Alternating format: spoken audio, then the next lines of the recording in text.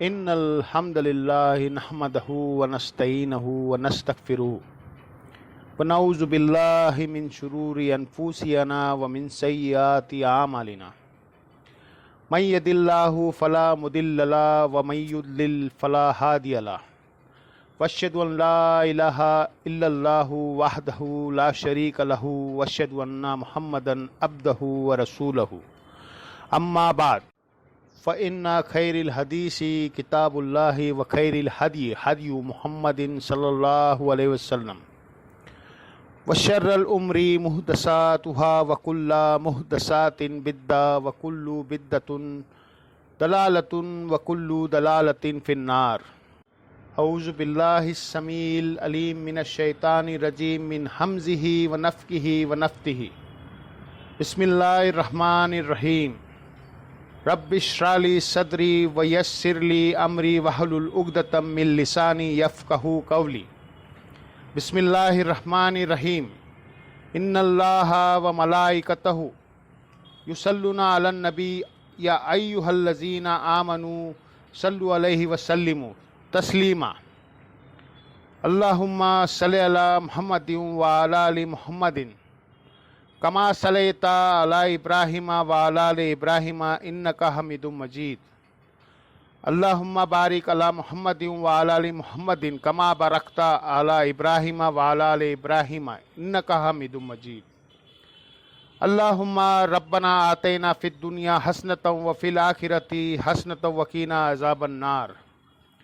ربنا آتینا من لدنک رحمتہ وہیئ لنا من امرہ رشدا۔ لا الہ الا انت سبحانک انی کنت من الظالمین۔ حسبنا اللہ ونعم الوکیل یا حی یا قیوم برحمتک استغیث ولا حول ولا قوۃ الا باللہ العلی العظیم آمین۔ الحمدللہ آج 15 جنوری 2024 کو قرآن کلاس نمبر 80 کی اسٹوڈیو ریکارڈنگ ہونے جا رہی ہے۔ آج ہم انشاءاللہ تعالی سورۃ النساء کی آیت نمبر 94 سے آنورڈ سٹارٹ کریں گے۔ اعوذ باللہ من الشیطان الرجیم، بسم اللہ الرحمن الرحیم۔ یا ایھا الذین آمنوا، اے اہل ایمان، اذا ضربتم فی سبیل اللہ، جب تم اللہ کی راہ میں نکلو، یعنی جہاد کے لیے یا ہجرت کے لیے، ایون علم دین حاصل کرنے کے لیے، کیونکہ صحیح مسلم میں حدیث ہے جو علم حاصل کرنے کے لیے کسی راستے پر چلتا ہے اللہ تعالیٰ اس کے لیے جنت کا راستہ آسان کر دیتا ہے۔ یہ سب فی سبیل اللہ ہے۔ فتبینوا، تو خوب تحقیق کر دیا کرو کس چیز کی؟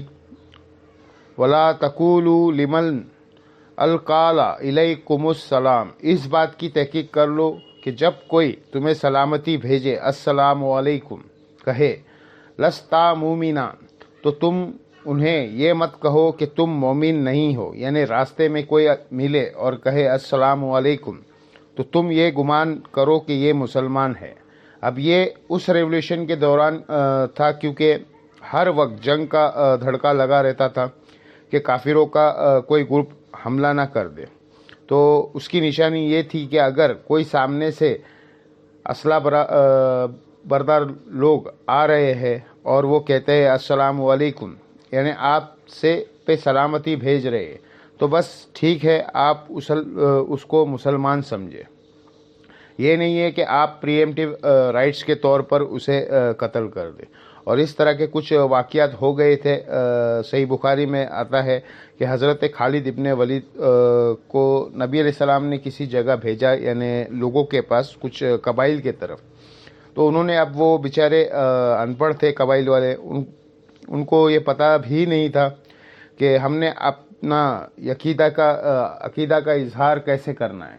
تو چونکہ اسلام کا غلبہ ہو چکا تھا، اذا جاء نصر اللہ والفتح ورأیت الناس یدخلون فی دین اللہ افواجا، اس کے تحت لوگ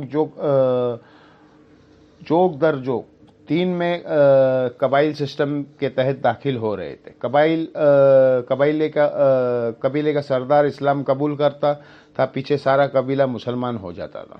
تو صحیح بخاری میں کم از کم 2 جگہ یہ حدیث آتی ہے۔ حضرت خالد ابن ولید کو نبی علیہ السلام نے ایک جگہ بھیجا تو اب وہ پینڈو لوگ تھے، بادیا نشی عربی، انہوں نے بجائے یہ کہنے کے کہ ہم نے اسلام لے کر آئے ہیں، انہوں نے یہ کہا ہم اپنے دین سے پھر گئے، ہم اپنے دین سے پھر گئے، یعنی کس دین سے؟ بت پرستی سے، پھر کہ ہم مسلمان ہو گئے۔ تو حضرت خالد ابن ولید اس کی انٹرپشن یہ کی کہ یہ اسلام سے مرتد ہو گئے ہیں، حالانکہ نبی علیہ السلام کا مبارک زمانہ تھا۔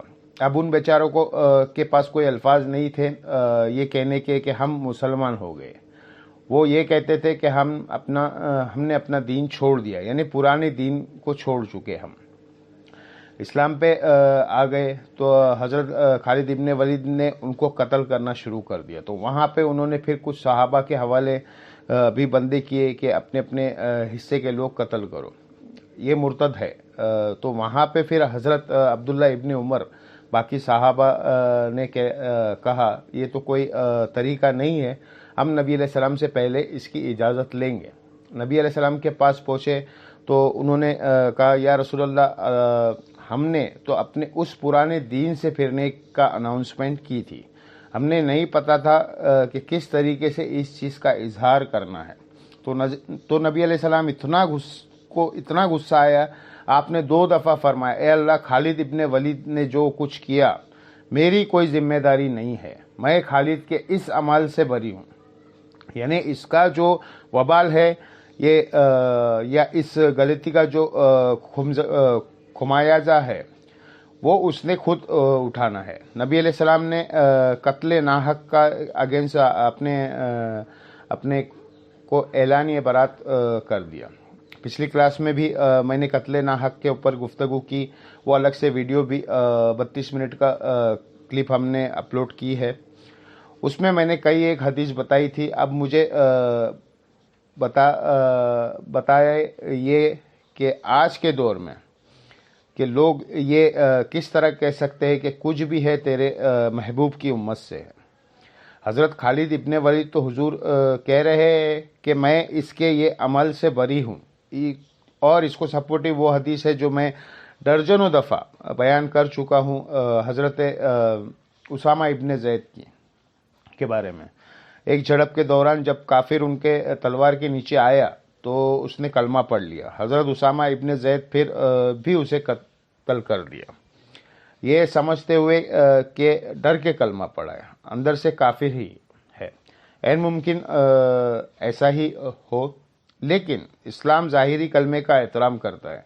ان کو یہ قلق تھا کہ میرے سے کچھ مس ہینڈل ہوا ہے۔ کچھ دنوں کے بعد انہوں نے اللہ کے نبی سے عرض کیا کہ اے اللہ کے نبی صلی اللہ علیہ وسلم، اس طرح کے ایک جنگ کے دوران جب ایک کافر کے ساتھ میری لڑائی ہوئی، جب وہ میری تلوار کے نیچے آیا تو اس نے کلمہ پڑھ لیا، لیکن میں نے پھر بھی اسے قتل کر دیا۔ آپ نے فرمایا اسامہ، جب اس نے کلمہ پڑھ لیا تھا پھر بھی تو نے اسے قتل کر دیا، کیوں؟ کہا یا رسول اللہ اس نے ڈر کے کلمہ پڑھا۔ آپ نے فرمایا تو نے اس کا دل چیر لیا تھا۔ اسامہ تو کیا کرے گا جب قیامت والے دن اللہ کے حضور وہ کلمہ پڑھتے ہوئے تیرے خلاف مقدمہ قائم کرے گا؟ اسامہ تو کیا کرے گا؟ اسامہ تو کیا کرے گا؟ حضور اس بات کو اتنی دفعہ ریپیٹ کرتے رہے کہ اسامہ ابن زید کہتے ہیں کہ میرے دل میں خواہش ہوئی کاش حضور خاموش ہو جائے اور آج سے پہلے میں کافر ہوتا اور آج میں کلمہ پڑھ کے مسلمان ہوتا، کم از کم میرا یہ گناہ تو دھل جاتا کہ میں نے ایک بندے کو ناحق قتل کر دیا۔ اچھا، حضرت اسامہ نے نہیں کہا کہ یا رسول اللہ میں نے دل چیر لیا تھا، کیونکہ اللہ کے ولی تو دل کا حال جان لیتے۔ ہمارے گھوڑے کے قدموں کی خاک اگر ہمارے گھوڑے کے نتنوں میں بیٹھ کے تو اس کو کوئی غوث قطب ابدال نہیں پہنچ سکتا۔ جب وہ دلوں کے حال جان لیتے ہیں تو یا رسول اللہ میں نے تو دل چیر ہی لیا تھا نا۔ اس زمانے میں یہ عقیدے نہیں ہوتے تھے، یہ کہانیاں نہیں ہوتی تھی۔ تو اس میں سے یہ بھی ایک مورل لیسن نکلتا ہے، انہوں نے یہ نہیں کہا اور الٹا پریشان ہو گئے۔ اچھا، یہاں میرا ایک معصومانہ سوال ہے، اگر ایک شخص میدان جنگ میں ایک صحابی کے قتل کرنے کو آیا ہے اور جب وہ تلوار کے نیچے آیا عین ممکن ہے کہ وہ ڈر کر ہی کلمہ پڑھ رہا ہو، اور نبی علیہ السلام کہہ رہے ہیں کہ اس کے کلمے کا بھی احترام ہے، اور اسامہ تو اگر اللہ کے حضور پکڑا گیا تو میں نے تو تیرے کوئی کام نہیں آنا۔ تو بعد کے لوگ اگر یہ کہے کہ جو کچھ بھی ہے تیرے محبوب کے امت سے ہے، تو اسامہ ابن زید کو بھی کہنا چاہیے تھا یا رسول اللہ کچھ بھی ہے آپ کی امت سے ہے۔ ان کو پتا تھا حضور کے سامنے یہ بات نہیں کی جا سکتی۔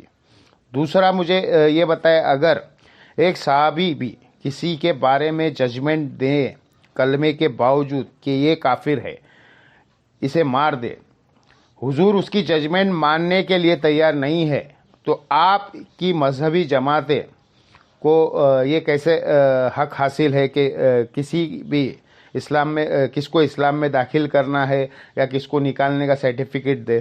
سر یہ اتھارٹی اگر اسامہ ابن زید کے پاس نہیں ہے نا، تو کسی مذہبی جماعت کے لیڈر کے پاس یہ اتھارٹی نہیں ہے کہ وہ لوگوں کو اسلام یا ان پہ توہین مذہب کا الزام لگائے یا ان کے بارے میں خود پریمپٹیو رائٹس رکھتے ہوئے کوئی فتویٰ جڑ دیں۔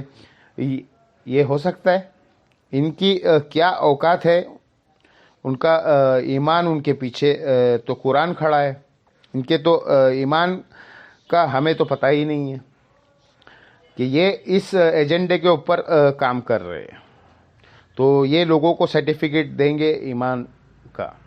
کسی کے پاس سرٹیفکیٹ نہیں ہے، بس جو کلمہ پڑھتا ہے اس کی ظاہری کلمے کا احترام ہوگا، باقی اگر وہ منافق ہے یا کوئی اور ایشو ہے وہ اللہ اور بندے کا معاملہ ہے، قیامت والے دن پل صراط پر وہ الگ ہو جائے گا، لیکن دنیا میں آپ نے ظاہری کلمے کا احترام کرنا ہوگا، اور اگر آپ نہیں کرتے ہیں تو اس کا مطلب ہے کہ آپ کا مرتبہ صحابہ سے زیادہ ہے، نعوذ باللہ۔ اگر اسامہ ابن زید کو حضور کہہ رہے ہیں میری کوئی ذمہ داری نہیں ہے اللہ کے حضور، اگر اس نے مقدمہ قائم کیا تو سر آپ کا بھی ذمہ ہے، رسول اللہ کے حصے سے اٹھ چکا ہے، کیونکہ نبی علیہ السلام پھر آپ کو بھی نہیں اٹھائیں گے، آپ کا بھی تو نہیں اٹھائیں گے نا۔ انہوں نے نہیں کہا یا رسول اللہ آپ دعا کریں میرے لیے، نہیں سر، یہ حدیث سے وہ ہے جو بخاری مسلم میں صدیوں سے لکھی تھی، لیکن وہ بخاری مسلم میں لکھی رہ گئی، باہر ہی نہیں نکلی۔ باہر نکلتی تو آج جو یہ قتل و غارت کا بازار گرم کیا ہوا ہے توہین مذہب کے نام کے اوپر، گستاخیاں کے نام کے اوپر، تو یہ معاملات نہیں ہونے تھے۔ اور اللہ کا شکر ہے ہمارا یہ پلیٹ فارم ہے، ورنہ آپ نے اپنی والی نسلیں کو تو اس دین سے متنفر ہو جاتی۔ جو دین کا حلیہ آپ نے بگاڑ کے پیش کیا ہے نا، مرنے اور مارنے والا، کسی نے اس دین کو قبول ہی نہیں کرنا تھا۔ انہوں نے کہا ہوتا کہ ہم تو انسیکیور ہے، ایک گورا کافر ہے سیکیور ہے، جیسے ہی مسلمان ہوتا ہے انسیکیور ہو گیا، کیونکہ اگر وہ شیعہ ہو گیا تو دیوبندی اور بریلوی اور اہل حدیث کہیں گے اس کو مار دو، اور اگر وہ اہل حدیث ہو گیا تو بریلوی اور دیوبندی کہیں گے یہ انگریزی کی پیداوار ہے، خوارج کی جماعت ہے۔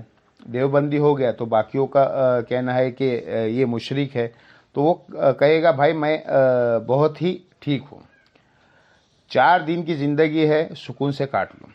وہ رچرڈ ڈاکسن جو ہے نا، اس کو کسی نے کہا اگر یہ تم جو کچھ کر رہے ہو ایتھیزم کا جو تم نے فتنہ کھڑا کیا ہے، تو کسی کرسچن نے ایک سوال کیا کہ اگر یہ سب کچھ سچ ہوا اور قیامت والے دن اللہ کے حضور تمہاری پیشی ہوئی اور جیسس کرائسٹ نے تم سے پوچھ لیا تو پھر تم کیا کرو گے؟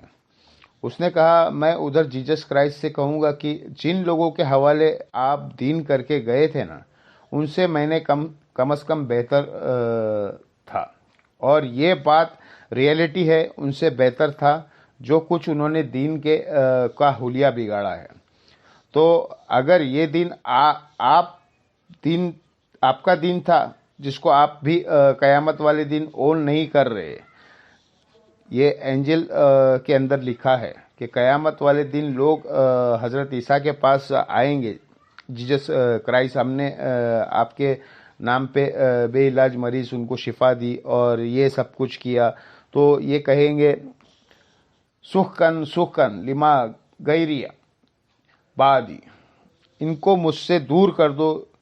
یہی تو تھا جس کے اوپر احمد دیدار صاحب نے وہ چمس گاڈ سے منارہ جیتا تھا، نا علاج مرض عیسیٰ کے نام پر اسے صحیح کر دیں گے، تو محبت کے نام پہ اسے صحیح کرنے انہوں نے کہا۔ تمہارے بارے میں تو پہلے ہی موجود ہے، تمہیں تو دھتکار دیا جائے گا۔ اور سر، یہ حدیث بخاری مسلم میں بھی ہے، میرے حوض کوثر پر بھی لوگ لائے جائیں گے، میں پلانے لگوں گا جب مجھے کہا جائے گا انہوں نے آپ کے بعد آپ کے دین کا حلیہ بگاڑ دیا تھا، سخن سخن لمل غیری بعدی۔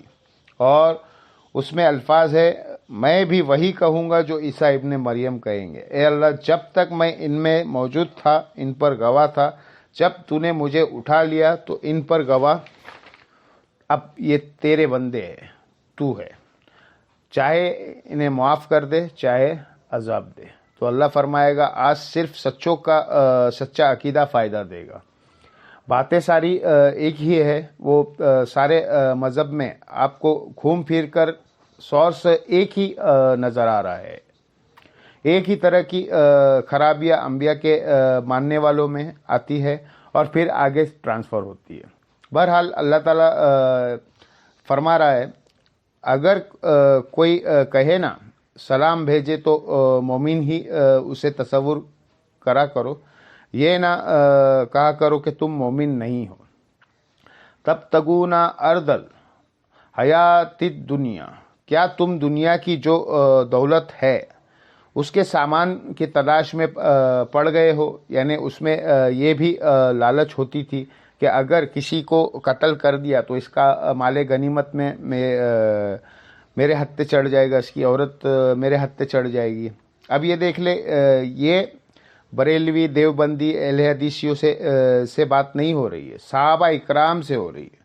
ان کا بس چلے تو یہ آیتیں ہی قرآن سے نکال دے کہ اللہ تعالیٰ صحابہ اکرام کو کہہ رہا ہے کہ تم دنیا کی محبت کے طلبگار ہو، اور تمہیں اگر کوئی کہتا ہے آ کر تم مسلمان مان لیا کرو۔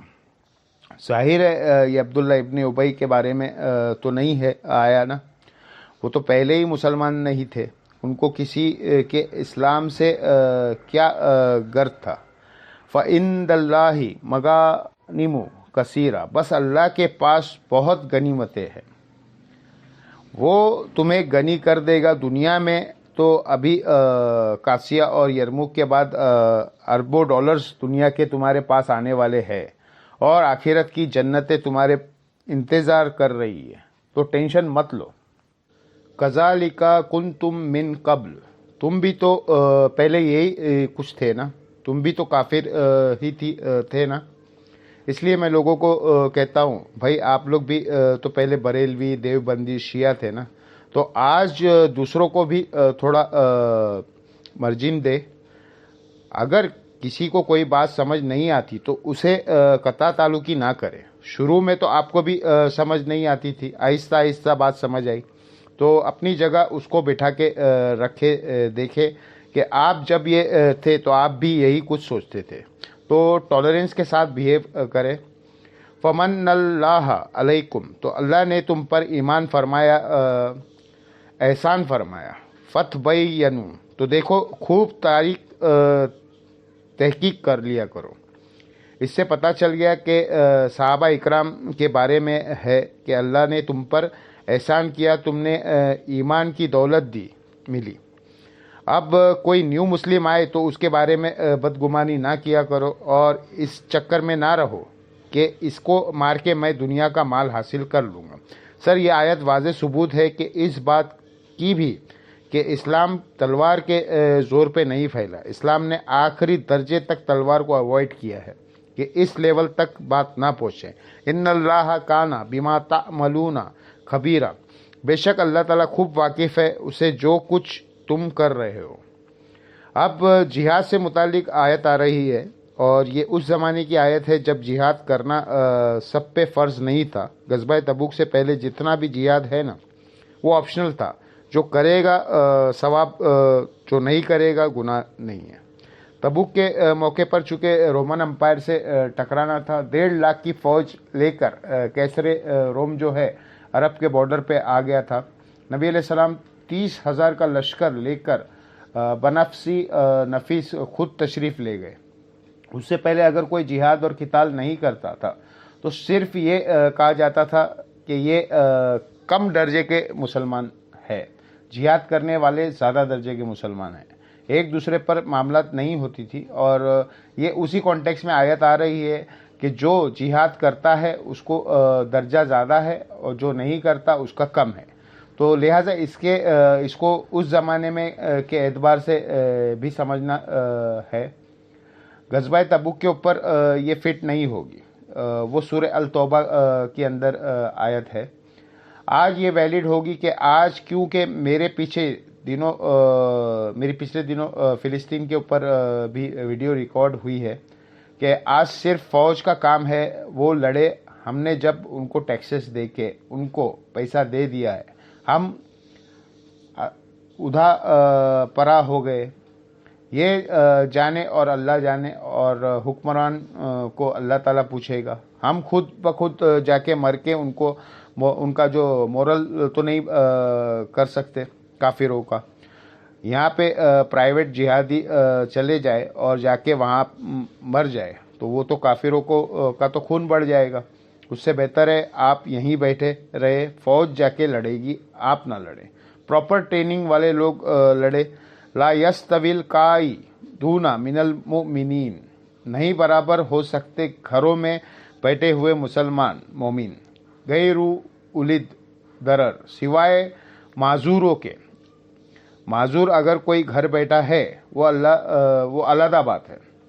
والمجاہدون فی سبیل اللہ باموالہم وانفسہم، اور وہ مجاہدین جو اپنی جان اور مال کے ساتھ اللہ کی راہ میں جہاد کرتے ہیں، یہ اور گھر میں بیٹھے ہوئے وائی فائی کے اوپر انٹرنیٹ چلانے والے یہ برابر نہیں ہوتے، الا یہ کہ کوئی معذور ہو جائے۔ اچھا، اس میں بھی اب اشارہ مل رہا ہے کہ معذور بندے کو آپ جا کے میدان جنگ میں نہیں پھینک دیں تو وہ لاش ہی پاؤ گے نا۔ اسی طریقے سے یہ لاٹھیوں اور ڈنڈوں کے ساتھ جب آپ جا کے کافروں کی فوج سے لڑو گے تو یہ تو معذور لوگ ہیں، ان کے اوپر تو جہاد ہے ہی نہیں۔ میں اور آپ سارے معذور ہیں، کیونکہ ہمارے پاس نہ ٹریننگ ہے نہ اسلحہ ہے۔ معذور کا مطلب جو اللہ کے حضور معذرت پیش کر سکتا ہے، عذر ہو جس کا مجبوری ہو، تنگ ٹوٹا ہونا مجبوری ہے، اور سلامت ہے اور اسلحہ نہیں چلانے آتا، نہ وہ اسلحہ موجود ہے، تو یہ بھی مجبوری ہے۔ مجبوری کا یہ مطلب نہیں ہے کہ لولا لنگڑا ہے تو وہی معذور ہے۔ ہمارے نزدیک تو علماء کی اکثریت بھی علمی طور پر معذور ہے، مدرسوں سے ڈگری لی ہوئی ہے، علم نام کی کوئی چیز ہی نہیں ہے، معذور ہے۔ ذہنی طور پہ معذور ہوتے ہیں، بیچارے جب مانگ کے کھاتے ہیں۔ تو طارق جمیل صاحب نے کہا کہ میں نے MTJ کیوں لانچ کی تھی، وہ یہی تو بتا رہے تھے۔ فضل اللہ المجاہدین باموالہم وانفسہم علی القاعدین، درجہ اللہ تعالیٰ نے فضیلت اور بزرگی دی ہے ان مجاہدین کو جو اپنے مال اور جان کے ذریعے اللہ کی راہ میں جہاد کرتے ہیں، ان لوگوں پر جو اپنے گھروں میں بیٹھے ہوئے ہیں۔ وَكُلًّا وَعَدَ اللَّهُ الْحُسْنَى، لیکن اللہ نے سب کے ساتھ وعدہ اچھا کیا ہوا ہے۔ یہ نہیں ہے کہ جو جنت میں کہ وہ جنت میں نہیں جائیں گے، جنت میں دونوں جائیں گے، لیکن سر زمین آسمان کا فرق ہوگا۔ اسلام آباد میں آپ کو I-10 میں ایک مکان ملے اور اس کے اگینسٹ F8 میں کوئی ملے، زمین آسمان کا فرق ہے۔ جنتوں میں بھی پھر زمین آسمان کا فرق ہے۔ نبیوں والا کام ہوگا تو پھر نبیوں والی جنت ملے گی۔ 33 نمبر میں پاس تو پھر اسی قسم کی جنت ملے گی. وفضل اللہ المجاہدین علی القائدین اجرا عظیما. دیکھیں بار بار ریپیٹ ہو رہا ہے, اللہ تعالیٰ وہم نکال رہا ہے. دیکھیں بات شروع ہوئی ہے, پھر بیچ میں پھر اینڈ اس پہ کر رہا ہے.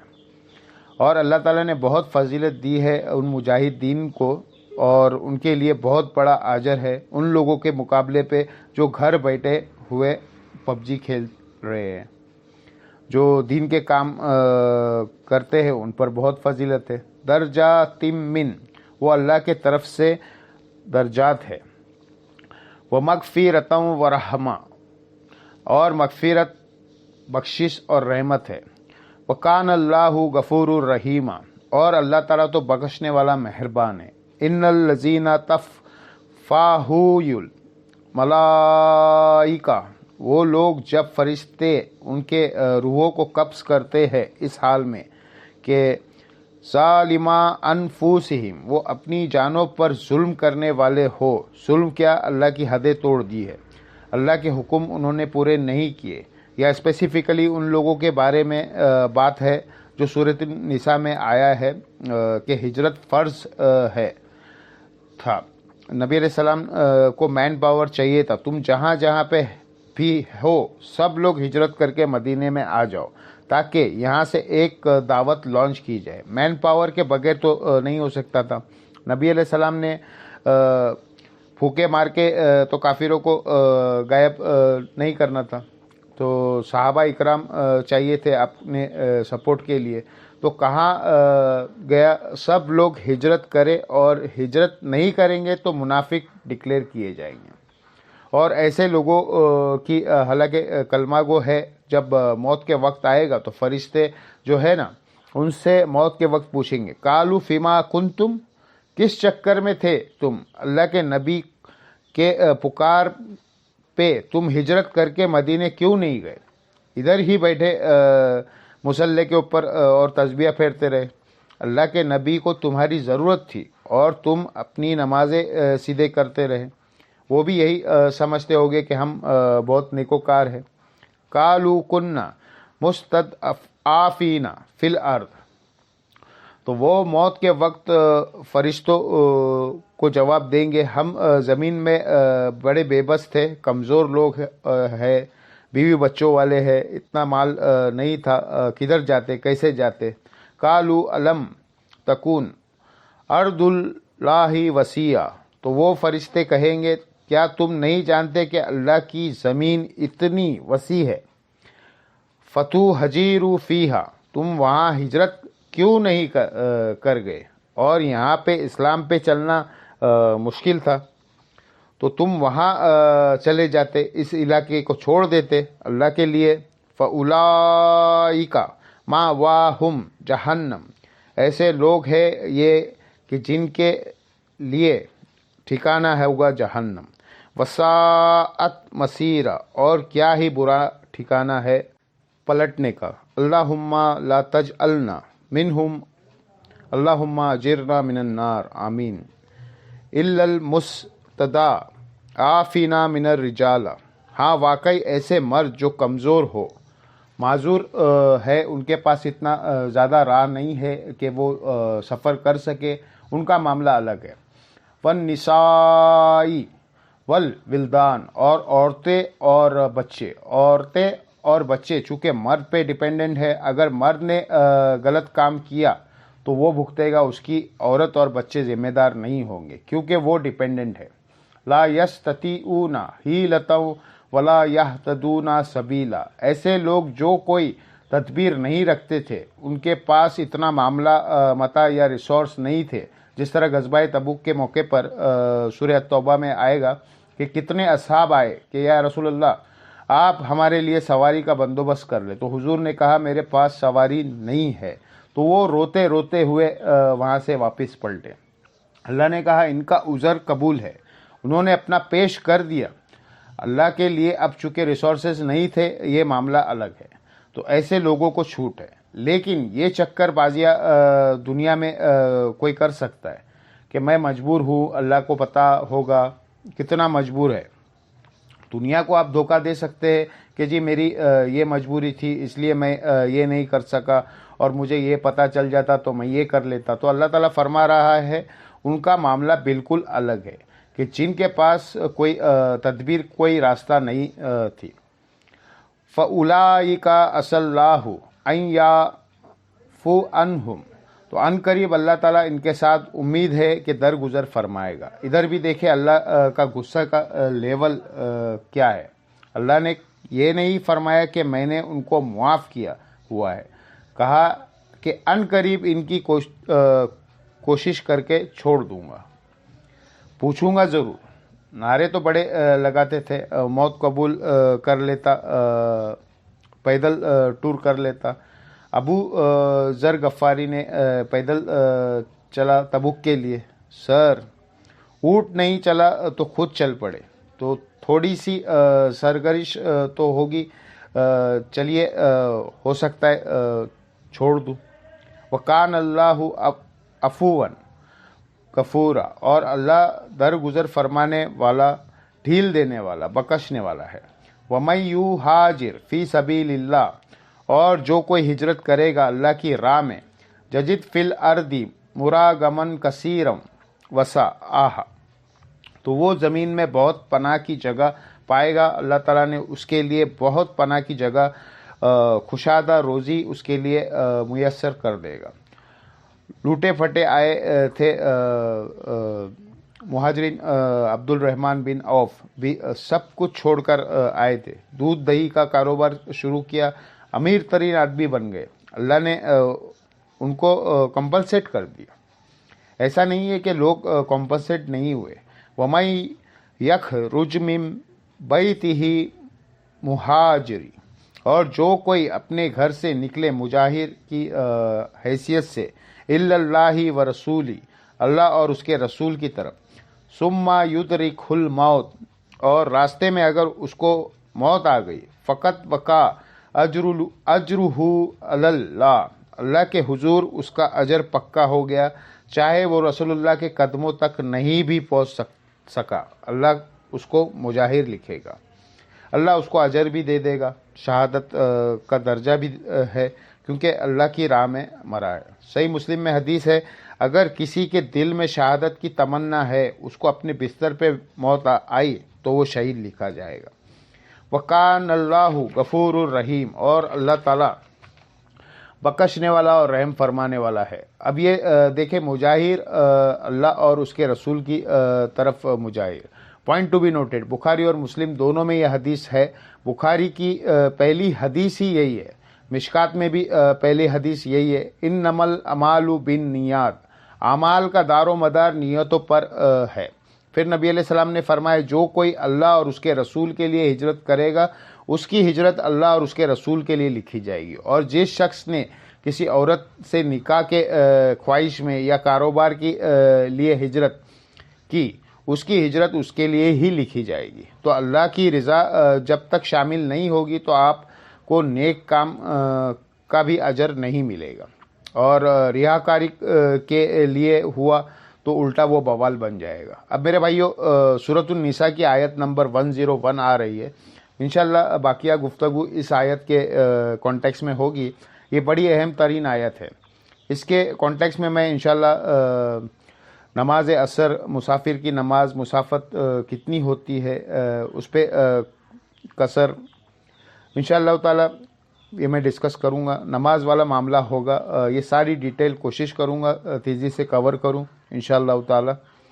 وَإِذَا ضَرَبْتُمْ فِي الْأَرْضِ، اور جب تم زمین میں سفر کرو، فَلَيْسَ عَلَيْكُمْ جُنَاحٌ، تو تم پر کوئی حرج نہیں ہے، کوئی گرفت نہیں ہے کہ کوئی حرج نہیں ہے، ان تقصروا من الصلاۃ، کہ تم نماز میں قصر کر لیا کرو، یعنی نماز مختصر کر لیا کرو۔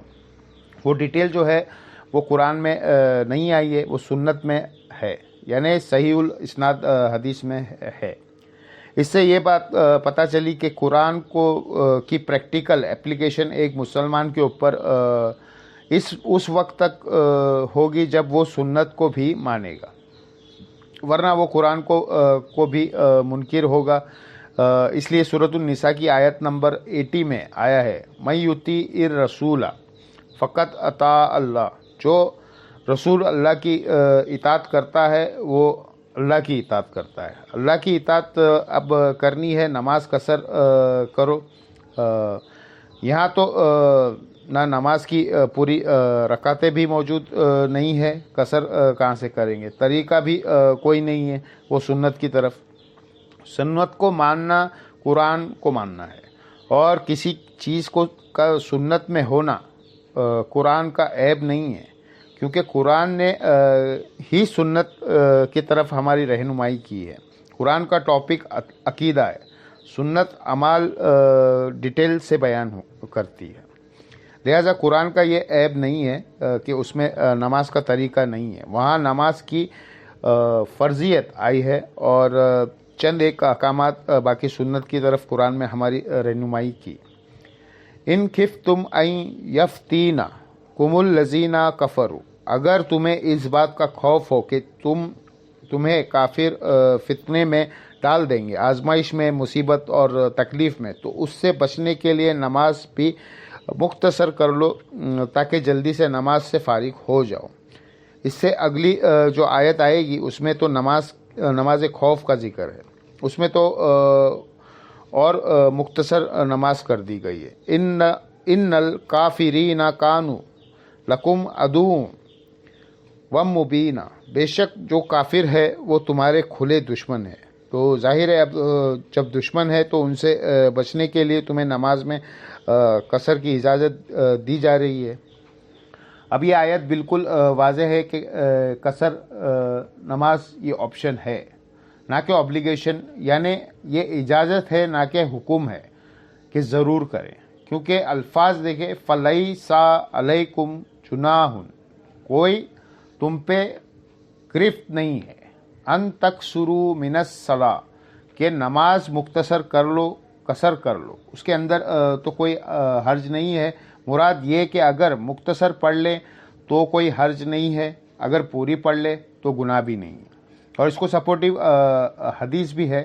لہٰذا حنفیوں کے یہاں موقف ہے نا کہ نماز قصر کرنا واجب ہے، اور اگر کوئی قصر نہیں کرے گا تو اس کی نماز ہی نہیں ہوگی۔ وہ کہتے ہیں کہ آپ مسافر تھے اور ظہر کے 4 فرض پڑھ لیے تو آپ کے 2 بھی نہیں ہوئے، چلو تھوڑا رحم کھاتے کہتے 2 ہو گئے، 2 نفل لکھے جائیں گے، تو تب بھی ہم ان کو بینیفٹ آف ڈاؤٹ دیتے۔ انہوں نے تو اتنی بڑی کہانی بنائی ہے کہ وہ 4 کے 4 ہی ضائع۔ سر قرآن پڑھے کوئی حرج نہیں ہے، یہ انداز ہی بتا رہا ہے یہ کہ یہ اوبلیگیٹری نہیں ہے، آپشنل ہے۔ اس پہ ایک ابہام ہے، وہ یہ ہے کہ ایک ساتھ لگائی ان خفتم ان یفتنکم الذین کفروا، اگر تمہیں یہ خطرہ ہو کہ کافر تمہیں فتنے میں ڈال دیں گے، آزمائش میں ڈال دیں گے، یعنی حالت امن نہ ہو، تو پھر قصر کرنے کی اجازت ہے۔ مراد کیا ہوا کہ اگر حالات امن ہے تو پھر یہ اجازت کوئی نہیں ہے، یہ مطلب نکلتا ہے نہ اس میں سے۔ لیکن سنت اس کی ایکسپلینیشن کرتی ہے، وہ یہ کرتی ہے کہ یہ والا مطلب ہم لینے کے لیے اس لیے تیار نہیں ہے کیونکہ سنت میں اس کی ایکسپلینیشن آئی ہے۔ صحیح مسلم میں حدیث ہے، ایک شخص نے سیدنا عمر سے پوچھا کہ قرآن میں تو آیا ہے کہ جب تم حالت امن کا تمہیں خطرہ ہو، اگر امن کی حالت نہیں ہے اور دشمنوں سے خوف ہے پھر تم قصر کرو۔ تو اب تو ہم کثرت میں ہے، حالت امن میں ہے، حالت خوف تو ختم ہو چکی ہے، تو لہٰذا تو اب قصر بھی نماز کی سہولت ہم سے ختم ہو چکی ہے۔ تو سیدنا عمر نے کہا سیم یہی سوال میں نے بھی رسول اللہ سے کیا تھا صلی اللہ علیہ وسلم، تو آپ نے فرمایا تھا عمر یہ اللہ کی طرف سے صدقہ اور تحفہ ہے، اسے قبول کرو، عام حالت کے لیے بھی۔ لہٰذا سنت نے اس کو دائرہ کار وسیع کر دیا ہے۔ स्पेसिफिकली खौफ में तो है, लेकिन हालत अमन में भी अल्लाह ने ये तुमसे आसानी दी है कि तुम इसको अवेल कर सकते हो। और इस हद तक कि सही बुखारी में इमाम बुखारी ने चैप्टर की हेडिंग में लिखा है और हज़रत अली के नाम के साथ लिखा है अली इब्ने अबी तालिब अलैहिस्सलाम, और इमाम बुखारी हेडिंग में लेके आए कि अली इब्ने तालिब अलैहिस्सलाम। इमाम बुखारी कोई फंडिंग नहीं आती थी सर किसी से, ये बेफिक्र रहे। वो जब खलीफा थे तो वो जब सफ़र से वापस आते थे तो कूफे के घर वो देख रहे होते थे, लेकिन कूफा सिटी में दाखिल नहीं होते थे, तो बाहर ही वो नमाज कसर करते, फिर साथियों के साथ दाखिल होते थे। तो लोग पूछते थे हज़रत अब तो हम घर पहुंच गए हैं, तो वो कहते थे नहीं, अल्लाह की फैसिलिटी से फ़ायदा उठाओ। तो वो अल्लाह के तोहफे से को इस हद तक कबूल करते थे। इमाम बुखारी ने ये जो है हज़रत अली का यानी कौल नकल करते, अमल नकल कर इस मामले को ऐसा खोल के बयान कर दिया कि अब कोई ये गिला नहीं कर सकता कि आज ट्रेन में सफ़र होता है, हवाई जहाज़ में है, लिहाजा अब आसानी करना है। भाई जब सब कुछ सामने नज़र आ रहा है तब भी आसानी को अवेल करना है। अल्लाह ताला खुश होता है कि कोई आसानी अवेल करे। अब आ जाए उस हदीस की तरफ, सही बुखारी मुस्लिम दोनों में हदीस है। माँ आयशा कहती है कि शुरू में नमाज होती थी 2 रकात थी, क़यामुल लैल भी 2 रकात 2 रकात 2 रकात। जब 5 नमाज की टाइमिंग नहीं थी, फिर जब मदीना शरीफ लोग हिजरत करके आए तो अल्लाह ताला ने नमाज को 4 रकात कर दिया, लेकिन सफ़र में 2 ही बाकी रखी। अल्लाह ताला ने यानी ज़ोहर के 2 फ़र्ज़ होते थे, पहले वो 4 कर दिए, लेकिन सफ़र में 2 ही है। इसी तरीके से असर के भी, ईशा के भी और फजर के तो 2 ही है, वो 2 ही रहना है। अलबत्ता मगरिब की एक्सेप्शन आ गई, वो मुस्नद अहमद में हदीस है, सिवाय मगरिब के, मगरिब चूँकि शुरू से ही 3 है तो वो देर नहीं हो सकती, वो 3 ही रहेगी। और इस पे इजमा उम्मत है, बल्कि ये 17 रकातें पर जो इजमा है। अक्सर लोग कहते हैं कि जी नमाज की रकातें हदीस में बताई, सर बुखारी मुस्लिम कि दर्जनों हदीसें हैं जिनमें आपको सीधा सीधा रिजल्ट मिलता है कि रकातें कौन कौन सी है, तो उसकी तो ज़रूरत ही नहीं है। इजमा उम्मत है, जहाँ पे इख्तिलाफ होगा वहाँ पे हम बात करेंगे। अल मुस्तदरकिल हाकिम में हदीस है, अल मौजमुल कबीर तरानी में, मेरी उम्मत कभी गुमराही पर जमा नहीं होगी। सुन्नी शिया इनके जितने छोटे छोटे फ़िरक़े है सब यही मौक़िफ़ है। फजर के 2 फ़र्ज़, ज़ोहर के 4, असर के 4, मगरिब के 3, ईशा के 4, और सफ़र में सारे 2-2 हो जाएंगे सिवाय मगरिब के, ये 3। बाकी हदीस बेशुमार है बुखारी मुस्लिम की, मैं साथ साथ बयान करता हूँ, उनमें आपको रिज़ल्ट निकलता चला जाएगा इंशाल्लाह। एक और हदीस है सही मुस्लिम में, इब्ने अब्बास कहते हैं कि अल्लाह ताला ने सफ़र में 2 रकातें कर दी, आम हालत में 4, और खौफ की हालत में वो जो सूरह निसा की आयत नंबर 101 में आएगा, वहाँ नमाज की 1 रकात कर दी है। वो 2 भी 1 रह गई, 2 भी पढ़ना साबित है, लेकिन 1 भी सिर्फ पढ़ सकते हैं। ज़ोहर की 1 रकात, असर की 1 रकात, ये आसानी भी है जंग की हालत में। सही बुखारी मुस्लिम में हदीस है कि इब्ने उमर एक सफ़र में थे तो उन्होंने अपने साथियों को 2 रकात ज़ोहर की नमाज़ पढ़ाई। फिर आपने हुजरे में वापस आए तो उन्होंने देखा कि अभी भी कुछ लोग नमाज़ पढ़ रहे थे। मेरा ख्याल है वो हनफी देवबंदी होंगे। तो बुखारी मुस्लिम के अल्फाज है, हज़रत अब्दुल्ला इब्ने उमर ने फरमाया कि ये क्या पढ़ रहे हैं। उन्होंने कहा जी ये सुन्नतें पढ़ रहे हैं, वो नफिल नमाज जिसे हम सुन्नतें भी कह देते हैं, मौक़िदा। तो उन्होंने फरमाया अगर मैंने सुन्नतें ही पढ़ना होती तो मैं ज़ोहर के 4 फ़र्ज़ नहीं पढ़ लेता, پھر انہوں نے کہا میں نے نبی صلی اللہ علیہ وسلم، حضرت ابو بکر، حضرت عمر، حضرت عثمان رضی اللہ تعالیٰ عنہ اجمعین تینوں کے ساتھ پوری زندگی سفر کیا ہوں، وہ 2 رکعتوں سے زیادہ نہیں پڑھا کرتے تھے۔ اندازہ کرے، یعنی یہ اس میں الفاظ ہے کہ میں نے تینوں کے ساتھ سفر کیے ہیں، وہ 2 رکعتوں سے زیادہ نہیں پڑھا کرتے تھے۔ تو یہ بالکل واضح ہو گیا۔ پھر صحیح بخاری مسلم میں یہ حدیث ہے کہ ایک سفر کے دوران عبداللہ ابن عمر نے جب سفر کرتے ہوئے وہ جنت جماعت کرتے تھے تو خود 2 رکعت پڑھا کرتے تھے، اور اگر کسی مقیم ایمان کے پیچھے پڑھتے تھے تو 4 پڑھتے تھے۔ یعنی اگر مسافر امامت کروائے گا نا تو اس نے 2 ہی پڑھنے ہیں، اس کے پیچھے مسافر ہے وہ 2 رکعت پڑھے گا۔ لیکن اگر مسافر مقیم کے پیچھے پڑھے گا، جس طرح لوگ حج اور عمرہ کو جاتے ہیں، وہ یہ مسئلہ پوچھ رہے ہوتے ہیں کہ آدھی پڑھنی ہے یا پوری، اور بھائی امام کعبہ اور مسجد نبوی کے پیچھے پوری پڑھنی ہے، وہ تو ایک افضلیت والی چیز ہے، آپ اس کو حاصل کریں، اس میں یہ آپ نے نہیں کرنا۔ البتہ اگر کوئی مسافر امامت کروا رہا ہے تو اس کے پیچھے مقیم پڑھتا ہے، تو اب مقیم نے 2 نہیں پڑھنی ہے، اس نے تو 4 پڑھنے ہیں۔ تو مسافر 2 پڑھ کے سلام پھیر دے گا، اور جو مقیم ہے وہ اس کے پیچھے اپنی 2 رکعتیں پوری کرے گا، اور وہ 2 رکعتیں اس کی آخری 2 رکعتیں ہوگی۔ اس لیے اس میں صرف سورۃ الفاتحہ پڑھے گا بس۔ البتہ فقہ حنفی میں لکھا ہے کہ چونکہ امام کے پیچھے آپ قرات نہیں کر سکتے، حالانکہ امام سلام پھیر کے فارغ ہو چکا ہے، وہ کہتے ہیں بے شک فارغ ہو گیا، آپ نے یہ کرنا ہے کہ آپ نے امام کے سلام پھیرنے کے بعد جب اپنی 2 رکعتیں پوری کرنی ہے تو اندازے سے اتنی دیر خاموش کھڑے رہنا ہے جتنی دیر سورہ فاتحہ پڑھی جاتی ہے۔ پھر آپ نے رکوع میں چلے جانا ہے، کیونکہ امام کے پیچھے قرات نہیں ہوتی۔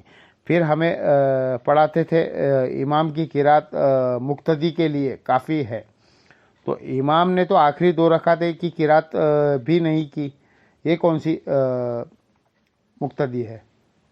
یعنی وہ کہتے ہیں امیجن کر لے آپ ورچوئل امام ہے آپ کے سامنے، گویا کہ امام ہے آپ کے سامنے، تو ان کے سارے امام ہی حاضر اور ناظر ہے، وہ سلام پھیر کے بھی سامنے موجود ہوتے ہیں۔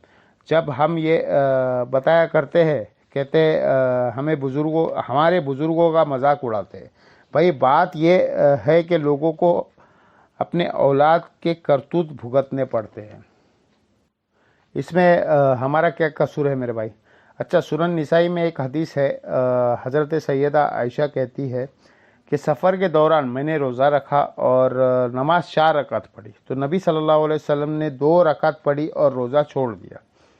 بعد میں جب میں نے اللہ کے نبی سے ذکر کیا تو نبی صلی اللہ علیہ وسلم نے فرمایا احسنتی یا عائشہ، اے عائشہ تم نے اچھا کام کیا اور مجھ پر بھی کوئی الزام نہیں ہے۔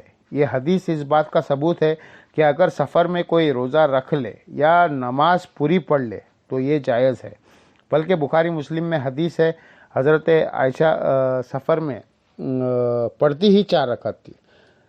ٹھیک ہے کہ مین فیسلٹی نہیں بھی اویل کر رہی ہو تو اس چیز کو کوئی برا نہیں مانا گیا، حتیٰ کہ سنندار قطنی میں یہ حدیث ہے، مشکات کے اندر بھی موجود ہے کہ نبی صلی اللہ علیہ وسلم سفر میں بعض اوقات 2 فرض بھی پڑھ لیتے تھے، بعض اوقات 4 بھی پڑھ لیتے تھے، دونوں طریقے سے ثابت ہے، لیکن عمومی عمل آپ کو 2 فرض ہے جو عبداللہ ابن عمر نے نقل کیا ہے۔ تو اس سے یہ بھی پتہ چلا کہ مسافر کے لیے جماعت والا بھی کوئی ایشو نہیں ہے، کیونکہ سیدہ عائشہ نے اگر جماعت کے ساتھ اس طریقے سے نماز پڑھی ہوتی تو 2 کے بعد انہوں نے بھی سلام پھیر لیا ہوتا، انہوں نے الگ سے اپنے 4 فرض پورے کر دیے، اور نبی علیہ السلام نے 2 پڑھے۔ اسی طریقے سے عبداللہ ابن عمر کے بارے میں بھی آپ سن چکے ہیں، تو جماعت ایشو نہیں ہے سفر کے دوران۔ اگر کوئی جماعت چھوڑنا بھی چاہتا ہے چھوڑ سکتا ہے، لیکن افضل یہ ہے کہ جماعت کے ساتھ پڑھے. اور بخاری مسلم میں وہ حدیث ہے جب عبداللہ ابن عمر کی ہے، اس میں ہے کہ اگر عبداللہ ابن عمر سفر میں اکیلے نماز پڑھتے تو 2 رکعت پڑھتے. تو اس سے یہ ثابت ہوا کہ بغیر جماعت کے بھی نماز وہ 2 رکعت پڑھ لیا کرتے تھے، اور اگر امام کے پیچھے پڑھتے تو 4 رکعت پڑھتے اگر وہ مقیم امام ہے. لہٰذا جو لوگ حج اور عمرہ پر جائیں اور ان کی مسجد نبوی مکہ شریف کے اندر جماعت کے ساتھ نماز رہ جائے، جو وہ اکیلے اپنی پڑھیں گے تو پڑھیں گے، اور جماعت کروا لے وہاں تو جماعت کروانے پر کوئی پابندی نہیں ہے، آپ جماعتیں کروا سکتے ہیں. اگر مسافر کروائے ہے تو پڑھے، اگر وہاں کا کوئی مقیم پڑھوائے تو پھر 4. بعض اوقات لوگ یہ بھی کرتے ہیں کہ اگر امام مقیم ہے تو 2 رکعت پڑھ کے بیٹھ جائیں گے اور ہم اپنا سلام پھیر دیں. اس طرح آپ نہیں کر سکتے، امام سے ہٹ کے نہیں کر سکتے. اہل تشیع کے یہاں اس طرح ہو جاتا ہے، وہ کہتے ہیں کہ آپ 2 کے بعد سلام پھیر دیں اور اگلی 2 میں آپ عصر کی نیت کر لیں. یہاں پہ بھی ہے اس سے ملتا جلتا فقہ حنبلی میں مسئلہ. وہ کہتے ہیں جی 2 پکڑے آپ بیٹھے رہیں اور امام کو 4 پڑھنے کا انتظار کریں، اور جب امام چوتھی کے تشہد میں پہنچے تو آپ سکون کریں، اس کو 2 پڑھنے دے اپنی، پھر چوتھی میں پھر آپ اس کے ساتھ ہی سلام پھیرے. اینڈ رزلٹ صرف یہی ہے، صرف 2 رکعتوں کا آپ کو فائدہ ہوا، لیکن سلام امام سے پہلے آپ وہاں پہ بھی نہیں پھیر سکتے. یہ مسئلہ بھی میں نے آپ کو بتا دیا. بخاری مسلم میں ایک اور حدیث ہے کہ جب نبی علیہ السلام جب سفر میں ہوتے تو سواری سے اتر کر فرض نماز ادا کرتے تھے، اور تہجد اور نوافل اور وطر سواری پر ادا کرتے تھے، اور اس چیز کا بھی اہتمام نہیں کرتے کہ سواری قبلہ رخ جا رہی ہے یا اس سے ہٹ کے. یعنی استقبال قبلہ صرف فرض نمازوں کی ریکوائرمنٹ ہے، نفلی نمازوں کے لیے نہیں ہے. آپ اس چیز کی پرواہ نہ کرتے، اور اس میں الفاظ ہے سواری میں بیٹھ کے آپ نفل اور وطر ادا کرتے تو رکوع اور سجدہ کا سر سے اشارہ کرتے. اور ابو داود میں الفاظ ہے کہ نبی علیہ السلام جب سر کے اشارے سے یہ رکوع اور سجدہ، یعنی رکوع کے لیے تھوڑا سر جھکاتے اور سجدے کے لیے تھوڑا زیادہ. یہ نہیں ہے کہ کوئی سامنے پھٹے میں کوئی سجدہ کر دیتے، جس طرح یہ کرسیوں بنی ہوئی ہے، کرسی پہ ایسے لوگ پھیل جاتے ہیں کہ پوچھو مت. رکوع اور سجدے میں تھوڑا سا فرق کرنا ہے، یہ اللہ نے آسانی دی ہے. قیام بھی تو آپ نہیں کر سکتے اگر آپ بیٹھ کر پڑھتے ہو. تو اس سے یہ پتہ چلا کہ آپ فرض نماز کے لیے سواری سے اترنا ہوگا. ٹرین میں بھی کسی کا کوئی جنکشن پر ٹرین کھڑی ہو تو آپ وہاں نمازیں پڑھیں. اپنی گاڑی ہے تو کسی پیٹرول پمپ پہ روک کے پڑھے. رہ گیا ہوائی جہاز اور بحری جہاز کا معاملہ، وہ ڈیفرنٹ ہے، چونکہ اس کو روکنا ممکن نہیں ہے. تو اس میں صرف استقبال قبلہ کریں گے، نماز پڑھیں گے، کوئی ایشو نہیں ہے. ٹرین بھی اگر نہ رکی ہے تو ٹرین میں نماز پڑھ لیں. ویسے تو ایران کے اندر باقاعدہ نماز کی ٹائمنگ میں وہ ٹرینیں رکتی ہے، اور باقاعدہ عورتوں اور مردوں کی نماز کی جگہ الگ الگ بنی ہوئی ہیں. کتنی ڈاکیومنٹریز اپلوڈڈ ہے، آپ دیکھیں. تو کاش ہمارے ملک میں بھی یہ سارا سلسلہ ہوتا تو یہ آسانیاں ہو جاتی. صحیح بخاری مسلم میں ایک اور حدیث ہے کہ نبی علیہ السلام نے فتح مکہ اور غزوہ تبوک کے موقع پر آپ جب سفر میں تھے، آپ نے ظہر اور عصر کی نماز کو جمع کر کے پڑھا اور مغرب اور عشاء کو بھی جمع کر کے پڑھا. تو سفر میں آپ کی روٹین تھی کہ نمازیں جمع کرتے تھے مینیج کرنے کے لیے. بلکہ جامعہ ترمذی میں مشکات میں سنن ابو داود میں موجود ہے کہ نبی علیہ السلام تینوں طریقوں سے نماز کو جمع کرتے تھے. آپ اگر ظہر کا وقت داخل ہونے کے بعد سفر شروع کرتے تو ترمذی کے الفاظ ہے نبی علیہ السلام ظہر اور عصر اکٹھی پڑھتے اور پھر سفر پہ نکل جاتے، اور ظہر کا وقت داخل ہونے سے پہلے آپ سفر شروع کرتے، پھر آپ عصر تک کا انتظار کرتے تاکہ سفر زیادہ طے ہو جائے، اور عصر کے ٹائم میں جا کے ظہر اور عصر پڑھتے۔ اسے کہتے ہیں جمع تاخیر۔ جمع تقدیم یہ ہے کہ ظہر کے ساتھ عصر، جمع تاخیر یہ ہے عصر کے وقت میں پہلے ظہر اور پھر عصر، اور درمیان میں جمع سوری، وہ تو حنفی بھی مانتے ہیں کہ ظہر آخری وقت میں اور عصر اول وقت میں۔ تو 3 طریقے سے سنت ہے، اور اس میں آسانی ہے کہ ظہر کا وقت اگر 12:20 پہ داخل ہو رہا ہے اور مغرب کا 7:10 پہ، تو 12:20 سے 7:10 تک کسی بھی وقت دونوں نمازیں جمع کر سکتے ہیں، اور مغرب کا وقت داخل ہو رہا ہے 7:10 اور فجر کا وقت وہاں پہ شروع ہو رہا ہے جا کے 3:30 کے قریب، تو پوری رات میں آپ کسی بھی وقت مغرب اور عشاء جمع کر سکتے ہیں۔ جمع تقدیم، جمع تاخیر، جمع سوری، تینوں طریقے سے سنت ہے۔ بلکہ صحیح مسلم میں اوپر تلے 10 حدیث ہے کہ نبی علیہ السلام نے بغیر خوف کے، بغیر بارش کے اور بغیر سفر کے، یعنی مدینہ شریف میں ظہر عصر کی نمازیں جمع کی اور مغرب اور عشاء کی نماز کو بھی جمع کیا۔ ابن معاذ سے تابعین نے پوچھا کہ اللہ کے نبی نے یہ عمل کیوں کیا تھا؟ تو انہوں نے کہا اس لیے تاکہ امت کے لیے اس معاملے میں آسانی ہو جائے اور کوئی حرج یعنی تنگی باقی نہ رہے جو امت سے چھین لی گئی اور آپ کو تنگی میں ڈال دیا۔ دیکھیں کتنی بڑی مصیبت کھڑی کر دی، یہ امت کو آسانی دی گئی تھی۔ انہوں نے کہا نہیں، ہم ڈیفائن کریں گے ہر نماز کا کتنا ٹائم ہے۔ اچھا، اس حدیث سے یہ بھی پتہ چلا کہ خوف، بارش اور سفر کے بغیر بھی جمع کرتے تھے۔ تو مراد کیا ہوا کہ سفر میں، خوف میں اور بارش میں تو ضرور ہی جمع کرتے تھے۔ بلکہ بخاری مسلم میں تو آتا ہے کہ بارش میں تو نبی علیہ السلام اذان میں کہتے تھے صلو فی الرحال، کہلوایا کرتے تھے، گھروں میں ہی نماز پڑھو اپنی۔ ابن عباس کہتے ہیں جمعے کا دن ابن عباس نے اناؤنسمنٹ کرائی اور کہا کہ نبی علیہ السلام بھی یہی چاہتے تھے کہ تم کیچڑ میں لپٹ کے مسجد میں پہنچو، تو اس سے اچھا ہے کہ گھروں میں ہی پڑھ لو جمعے کی نماز، جس کی اتنی تاکید ہے وہ بھی گھر میں ہی پڑھو۔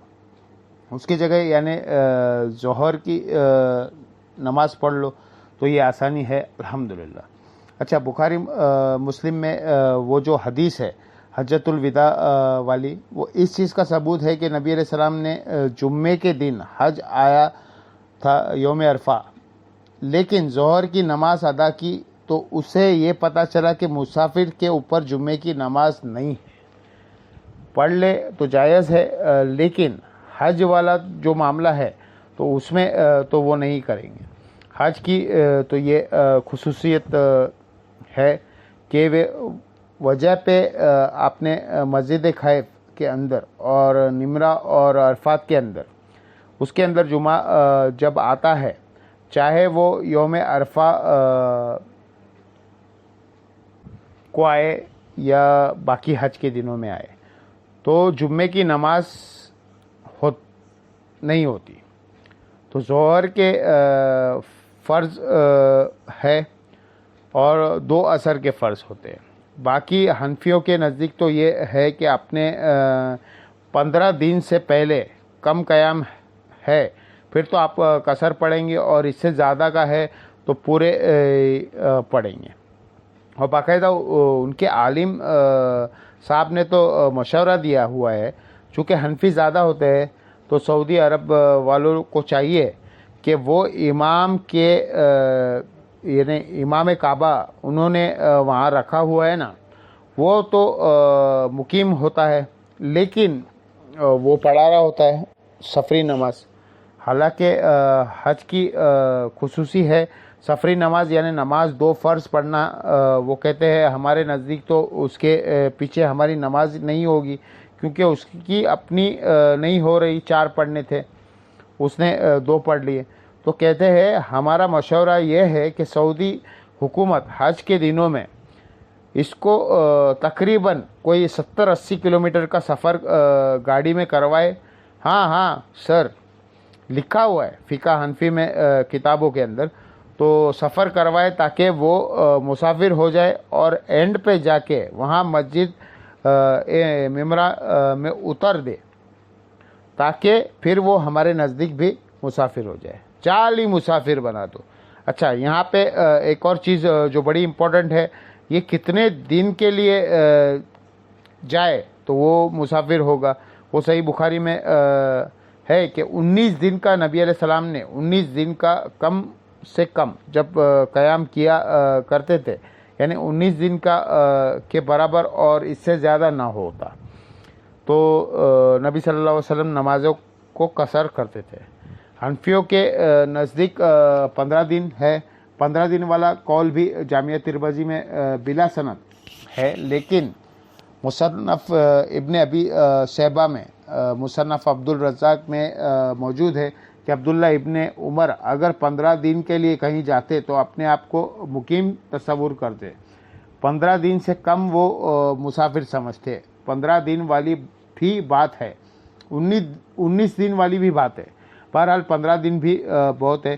جو لوگ ویکینڈ پر گھر واپس آتے ہیں، ایون 2 ویکینڈ کے بعد بھی ہے، تب بھی وہ سب کے نزدیک مسافر ہے. اور اس میں جو ڈرائیور ہے جو روزانہ واپس آ جاتے ہیں، دوسرے شہروں میں جاتے ہیں، وہ روزانہ نماز قصر بھی کرے، نماز جمع بھی کرے. اس طرح باہر کے ملکوں کے اندر سب وے میں لوگ اتنا ٹریولنگ کر کے جاتے ہیں، وہ نماز کو جمع بھی کرے اور قصر پڑھے. کتنا وہ فاصلہ ہونا چاہیے وہ میں اینڈ کے اندر ڈسکس کرتا ہوں. تو وہ تو 1 دن کے لیے گئے ہوتے ہیں، واپس آ جاتے ہیں. اسی طریقے سے ایک بندہ کراچی سے چلا اور اس نے پشاور جانا ہے. اس نے راستے میں 10 مہمانوں کے گھر اگر وہ 10 دن تک پھر رکتا جائے، ہر جگہ وہ قصر نماز پڑھتا جائے، کیونکہ الٹیمیٹلی تو اس نے وہاں ہی جانا ہے، تو وہ مسافر ہے. تو وہ ڈرائیور ہو، اسٹوڈنٹ ہو، ہاسٹل میں رہ رہا ہے، ہر 2 ہفتے بعد واپس آ جاتا ہے، تو یہ نہیں ہے کہ وہ مقیم ہو جائے وہاں کے. بے شک تو وہ 5 سال کے لیے گیا ہے، لیکن ہے تو وہ غریب الملک ہے، اس لیے تو گھر واپس آتا ہے. جس دفعہ وہ 15 دن یا 19 دن سے زیادہ رکتا ہے تو اس دفعہ وہ پوری نمازیں پڑھ لے. عام دنوں میں وہ مسافر ہے، ہاسٹل کے اندر جو اسٹوڈنٹ ہے وہ قصر نماز ہی پڑھیں گے.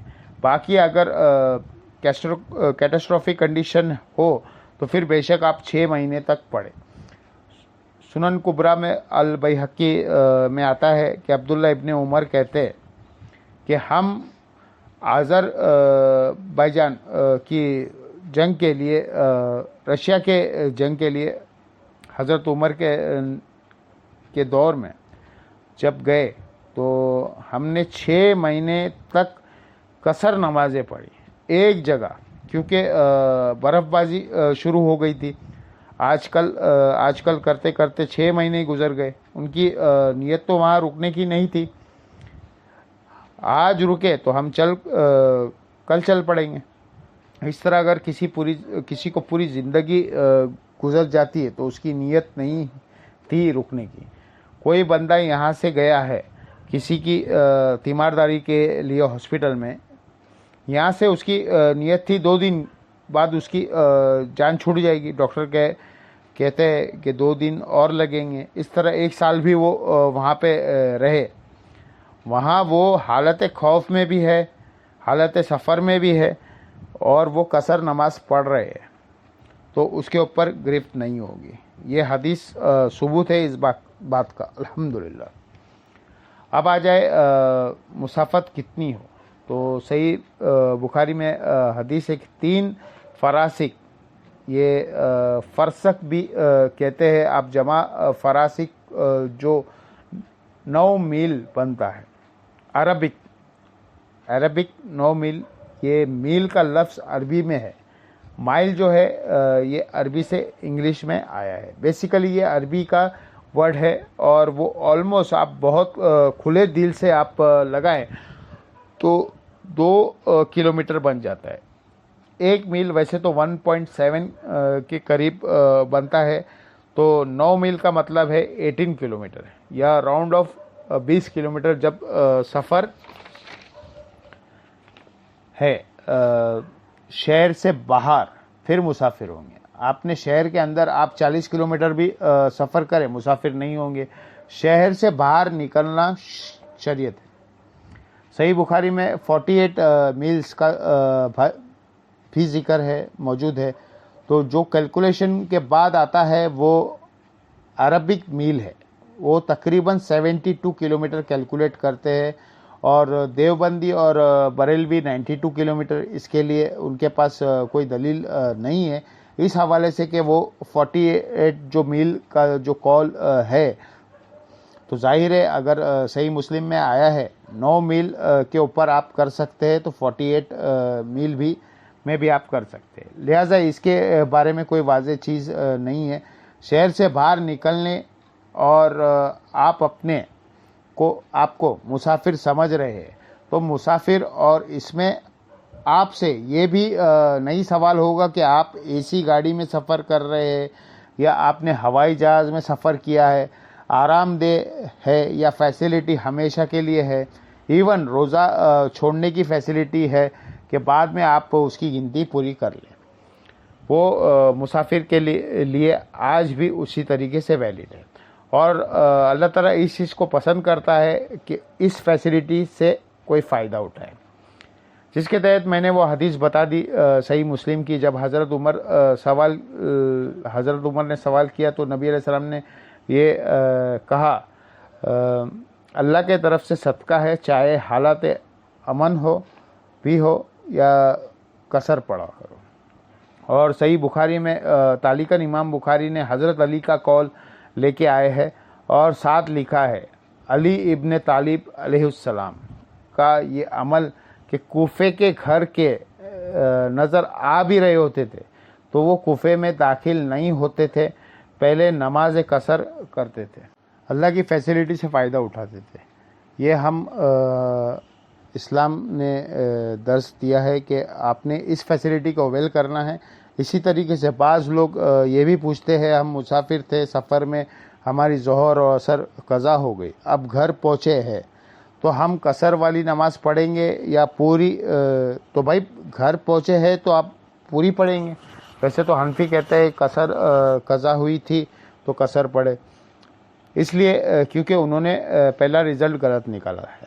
قصر کا واجب ہونے کا جب گھر آئے تو آپ حالت امن میں ہے تو دن کی جو ظہر عصر چھٹی ہے نا, پہلے آپ ان پہ توبہ کریں اور اس کے 4 فرض پڑھے. اور چھوٹنی تو چاہیے ہی نہیں ہے کہ ظہر کا وقت داخل ہونے سے پہلے مغرب تک آپ پڑھ سکتے ہیں, ظہر اور عصر کو جمع کر سکتے ہیں.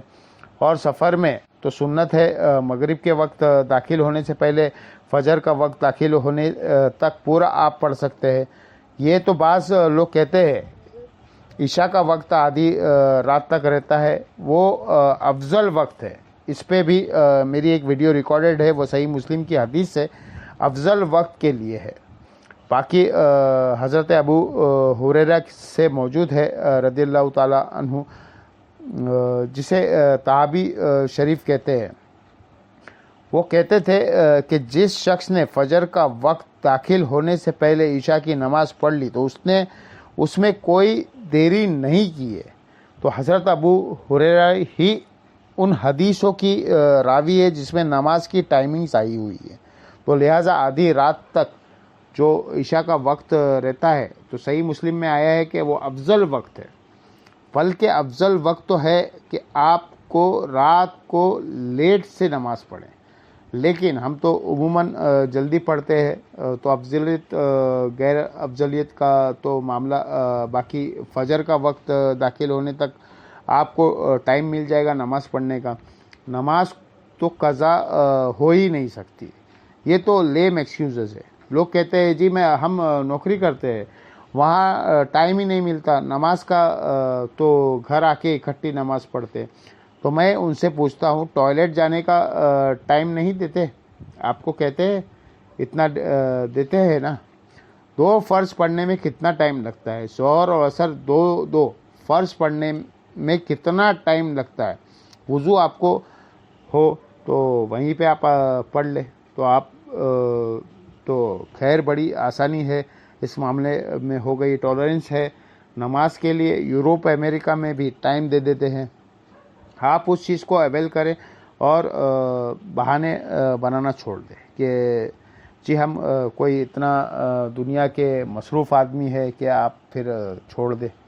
اور کئی لوگ اتنے بھولے ہوتے ہیں کہ جی فجر کی نماز کو بھی ظہر کے ساتھ جمع کر لینے. نہیں سر, ظہر اور عصر جمع ہوگی, مغرب اور عشاء جمع ہوگی, جسے ظہرین اور مغرب بین بھی کہا جا سکتا ہے. بلکین بھی ہے, وہ بھی چلیے as a result prime minister ہو, آرمی چیف ہو, وہ پڑھ سکتے ہیں کہ وہ مغرب کے وقت داخل ہونے سے پہلے آدھا گھنٹہ پہلے ظہر عصر جمع کر لے, اور جیسے ہی مغرب کا وقت داخل ہو مغرب عشاء جمع کر لے. یعنی 30-40 منٹ میں اپنی 4 نمازیں وہ پوری کر لیں. تو وہ مستقل بھی وہ روٹین بنا لے. تو ان کی روٹین ایسی ہے کہ ان کی جو مصروفیت ہے اس کے اندر ان کے لیے کوئی اجازت والی گنجائش ہو سکتی ہے. باقی عام آدمی کے لیے نہیں ہے کہ وہ اپنی روٹین بنا لے. افضل یہ ہے کہ چاروں نمازوں کو آپ نے الگ الگ وقت میں پڑھیں. فجر کو تو ویسے ہی علیحدہ ہوتی ہے, لیکن اگر کوئی مجبوری کے وجہ سے روٹین بناتا ہے عام حالت میں بھی تو وہ ثابت ہے, تو وہ آپ نماز پڑھے صحیح, اور اس میں خالی فرض پڑھیں تو کافی ہے. اور مسافر ہے, نوکری پیشہ ہے, آپ روزانہ شہر سے باہر 20 کلومیٹر جاتے ہیں سب وے کے ذریعے, چاہے وہ آپ 5 منٹ میں پہنچتے ہیں یا 1 گھنٹے میں. اگر آپ نے وہ سفر طے کر دیا ہے تو آپ وہاں نمازیں جمع کر سکتے ہو, اور گھر آ کر مغرب عشاء جمع کر لے. پوری رات آپ کے پاس پڑی ہے, جس وقت چاہے پڑھے. تو دین میں یہ آسانیاں ہیں. اور میں آپ کو بتاؤں یہ سب کانٹیننٹ میں یہ ایشو ہے. ادروائز عرب ملکوں میں سفر کرے کہ جب لوگ حج عمرہ کے لیے جاتے ہیں تو وہاں ڈرائیور ٹرینڈ ہے. وہ آپ کو ظہر کے وقت جب گاڑی مکے سے مدینے کے لیے چلتی ہے تو مدینے سے مکے کے لیے, تو وہ ڈرائیور کہہ دیتے ہیں کہ ظہر عصر جمع کر لو, اب میں رات میں جا کے ہی گاڑی روکوں گا, کیونکہ سنت یہی ہے. پھر عشاء کے وقت میں جا کے روکتے ہیں, اب جمع تاخیر پڑھ لو مغرب اور عشاء. وہاں کی روٹین ان کو پتہ ہے. ادھر تو نماز کو اتنا دماغ کے اوپر سوار کی ہوتی ہے, گاڑیاں بھی رکوا دیتے.